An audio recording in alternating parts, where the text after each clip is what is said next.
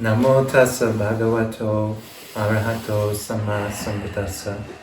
Namo tassa bhagavato arahato sama sambuddhassa. Namo tassa bhagavato arahato sama sambuddhassa.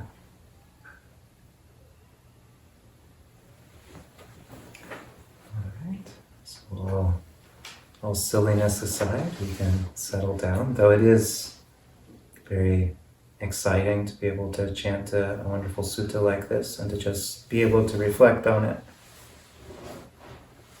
And I've been reflecting. It's really only an opportunity that I've had since I left the formal training monasteries. There, we very much had a regimen of just chanting the essential suttas over and over again to try to memorize them. It's very nice now to look at some of the more influential and repeated passages in the Pali Canon that are not as easy to chant, but are no less worthy of study. So tonight we got to look at a section on the four jhanas. As Venerable Santi said, something of a climax in the sutta. When one is directing the mind towards samadhi, this is certainly what one thinks of and where one is placing their goal. Four jhanas are the definition of samma samadhi, the factor of the Eightfold Path, which deals with concentration and tranquility of mind.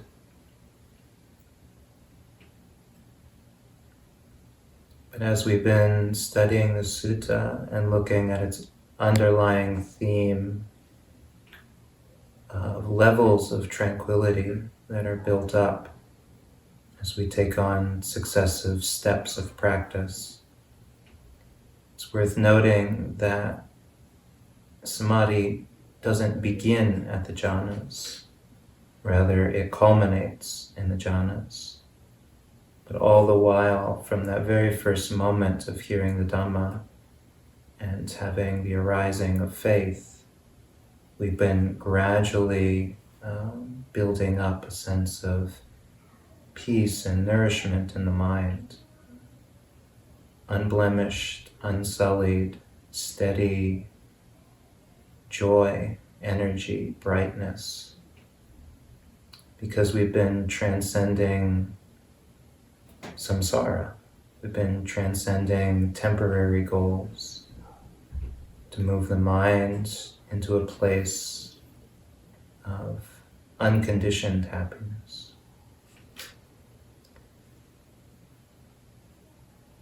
And last night, looking at the hindrances, and as they subside, this is when we first get a real taste of samadhi. In the commentaries, there's a term, access concentration, which is used to describe this transition from the mind that has the hindrances to the mind that has access to the jhana factors, the qualities of the jhanas, and purely wholesome mind states. So wholesome, not necessarily totally free of delusion, but bright, pure, energized, enthusiastic, well-meaning. These are the qualities that begin to shine. As to say, they've always been there in some degree in the mind. And as we've let go of coarser aspects of worldly existence and life and activity, we've been seeing it more and more. Vitaka, vichara, piti, sukha, upekkha, these things don't arise out of nowhere. They've always been there in the mind. But it's when the hindrances subside, the mind moves towards the jhanas, that they begin to explode as the primary qualities of mind, undeniable.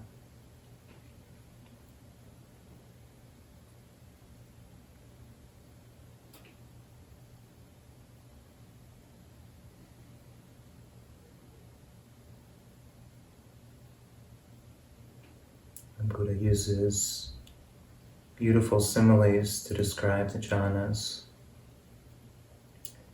This is not the only place where these similes occur, and there's some difference in different suttas as to the exact similes. But all of them have the same refrain of drenching, steeping, pervading the body. It's cool, bright mindfulness. This is that sense of having relinquished suffering, having already dealt with the cause of suffering, having dealt with the cause of ignorance. Ignorance is now going quiet, subsiding. This experience is one of enthusiasm and bliss, and the ability, especially when we first experience it, of being able to direct our mind and having our mind stay with what we direct it towards. For most beings in samsara, this is not their experience. Instead, their mind is the monkey mind, ever leaping from topic to topic, never staying in one place, entering into the state of jhana. The translation we use tonight describes jhana as absorption, and this is one perspective on what the jhanas are. Absorbing into the object of meditation, being able to put down all other distractions. Concentration is also used. It's interesting, the word itself, jhana, comes from jayati, which means to burn. And this is the mind. It's literally on fire with wholesome states, bright and enthusiastic. And this is what our minds are deep down. Buddha says the mind is intrinsically bright, yet it is obscured by defilements. And defilements are wiped clean. There's just this bright mind. I think looking at the similes of the jhanas, still something of a distant goal for many meditators, one that can be elusive and vexing even, because when we start out, it's like, I swear we're headed in the Theravada. We really like to get the jhanas. We're pretty sure that they'll solve most of our problems when we get them.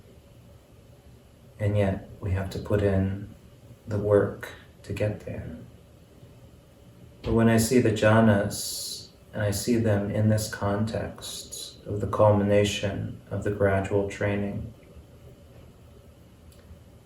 I see is something beautiful about concentration and samadhi, composure of mind as it's presented in the Buddha's teachings. The Buddha doesn't invent samadhi, he doesn't invent concentration. There's many forms of meditation, many forms of prayer, many forms of concentration and musing and trance that exist in the world at all times. And the difference between these and samma samadhi, as the Buddha points out, is the sense of what they're for, how they're used, how they fit into the whole. Many forms of concentration practice have a particular goal. You do a particular practice to get a particular state of concentration. But this is not This is not the definition of Samasamadhi. Samasamadhi doesn't have any other destination but Nibbana. It doesn't aim for the jhanas, but moves through them. In the same sense of progression is with us from the very first moment when we begin practice, when we begin applying ourselves. We're progressing towards greater and greater states of bliss and relinquishment of the causes of suffering. And so samadhi is less defined by any particular quality we can point out than we define it by the intention and the view that goes into it. Buddhist samadhi arises because of relinquishment. It's long before we experience the jhanas, we're relinquishing ignorance, we're hearing the teaching, we're relinquishing negligence, we're beginning to cultivate sila, beginning to cultivate sense restraint, mindfulness. We relinquish the hindrances, even though they seem like good ideas at the time. Yeah, I want to think about this. I want to go to sleep. I want to get really excited about this one thing. It seems like a good idea, but on the long perspective, we realize that it leaves us in bondage. We relinquish those patterns of mind. But even as we enter into the jhanas, still this quality, this root of relinquishment draws us ever onward. The Opanayiko Dhamma continues developing. We get into the jhanas by relinquishing the hindrances and a lot of other things, too many things to enumerate, which will be more of an individual experience. Relinquishing fear of death, mindfulness of the flow of time, relinquishing attachment to our friends and families, relinquishing attachment to our culture, to time and to place. All of these things drop from the mind. We realize we don't need to carry them with us. But then getting into the jhanas, the first jhana, we've relinquished that worldly perspective. But in the second jhana, we continue relinquishing. We relinquish the very factors of vitakka and vichara, of applied and sustained thought that got us into the first jhana. We realize we don't need them to keep the mind with its theme. Going into the third jhana, you relinquish piti. You realize that it's as exciting as it is, it's keeping the mind bubbling on the surface of a potentially greater calm. And into the fourth jhana, as the Buddha's simile describes, even the bliss that filled the body with mindfulness is relinquished. And it's a sense that the mind is everywhere in the body at all times, like a cloth draped over the body, light, almost imperceptible, but filling every millimeter of the body with piercing mindfulness, aware of everything. Though this is as far as the Buddha goes in describing jhanas and absorption and samadhi in this particular sutta, that sense of relinquishment continues on in many suttas. In many suttas, the Buddha uses the vehicle of samadhi, of concentration, to take one all the way to the complete relinquishment of clinging, and the liberation of the mind. But in this particular sutta, it will take us somewhere different. The Buddha is pointing to visible fruits of the holy life. And this is how the Buddha relates to the jhanas. They are part of the reason they're so interesting to us as meditators, is because they are framed as attainments. Once we see one of these states, we can't go back to being ignorant of that as a possibility. So the Buddha puts that out there. He says, this is possible. Through effort, through determination, measure of skill, and sincerity, you can reach these experiences. Reach this experience of wholesome states. And having experienced that,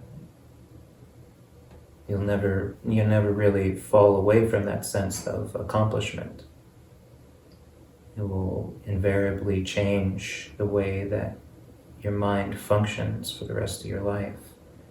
It will reorient your priorities.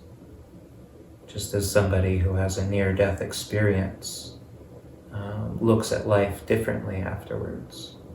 One who experiences jhana looks at the hindrances and looks at sensuality forever differently. So this is a fruit, an attainment that one can rely on, the Buddha presents in this sutta. So we've been meditating together, day 4 or 5. Both Tansanti and I are losing track, and I think that's probably a good sign, actually. There's still more time, more opportunities to practice. Hopefully, though, the mind is not filling with things to be done, but emptying of the need to keep track, and just coming ever closer to letting go of subject and object and just being able to be. So for these thoughts as a reflection on our reading tonight. Handamayam Dhamagatayo Ovada Dhamagatayo Sadhukaram Vanamasehi Sadhu, Sadhu, Sadhu.